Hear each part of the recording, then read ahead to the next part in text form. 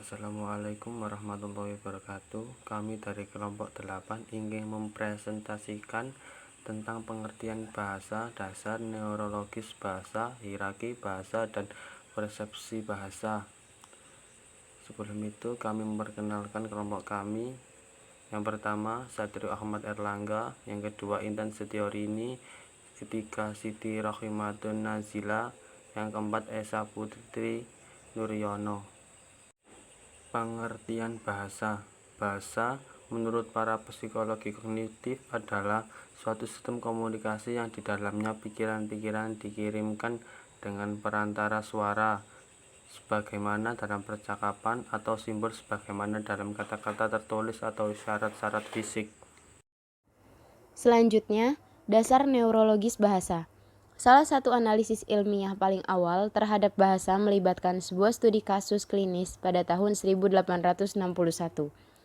Seorang dokter bedah Prancis yang bernama Paul Broca melakukan observasi terhadap seorang pasien yang mengalami paralisis di sebelah sisi tubuhnya, yang sekaligus mengalami hilangnya kemampuan berbicara sebagai akibat kerusakan neurologis.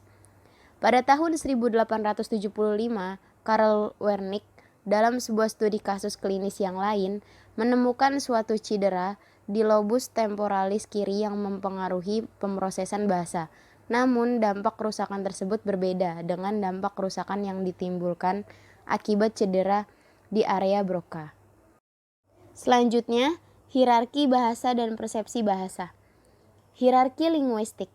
Linguistik adalah ilmu yang mempelajari bahasa dengan topik pembelajaran meliputi struktur bahasa dan berfokus pada pendeskripsian suara-suara, makna-makna dan tata bahasa dalam percakapan. Hierarki linguistik berkisar dari komponen-komponen yang fundamental ke komponen-komponen gabungan, hingga ke komponen-komponen yang sangat rumit. Yang pertama, ada fonem. Sebuah fonem adalah unit dasar bahasa lisan yang saat digunakan sebagai sebuah unit tunggal tetapi tidak memiliki makna sama sekali. Yang kedua, morfem. Dalam bahasa, morfem adalah unit-unit terkecil yang memiliki makna. Morfem dapat berupa kata-kata atau bagian-bagian kata seperti prefiks atau awalan, sufiks atau akhiran, atau kombinasi prefiks dan sufiks. Yang ketiga, morfologi. Morfologi adalah studi mengenai struktur kata-kata. Yang keempat, sintaksis. Sintaksis adalah peraturan-peraturan yang mengendalikan kombinasi kata-kata dari frase dan kalimat. Tata bahasa transformasional.